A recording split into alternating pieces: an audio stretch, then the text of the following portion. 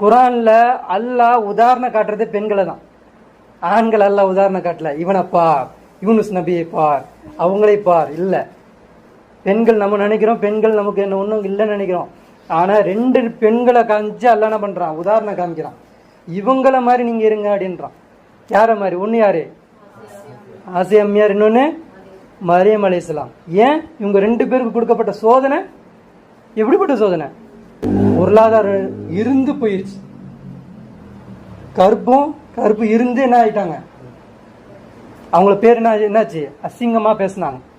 விபச்சாரி அளவுக்கு என்ன பண்ணாங்க? பேசினாங்க. அப்ப அவங்க எப்படி பொறுமையா இருந்தாங்க, எப்படி எதிர்கொண்டாங்க? இப்ப நம்ம எதை நோக்கி இருக்கிறோம்? நம்ம எப்படி இருக்கிறோம்? அல்லாஹ் எக்ஸ்ட்ரீம் லெவலில் தான். அவங்க உயிரோடு இருக்கும் போதெல்லாம் அவங்களுக்கு வந்து இந்த இதெல்லாம் சொல்லலை.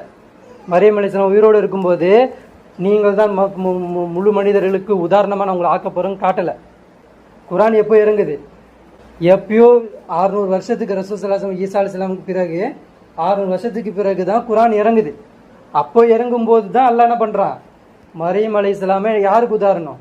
பெண்களுக்கு உதாரணம் இல்லை. யாருக்கு உதாரணம்? மக்களுக்கே உதாரணம். உலகத்தில் இருக்க மக்கள் ஆண் பெண் 2 பேருக்குமே யார் உதாரணம்? மரியம் அலைஹிஸ்ஸலாம்ன்றான்.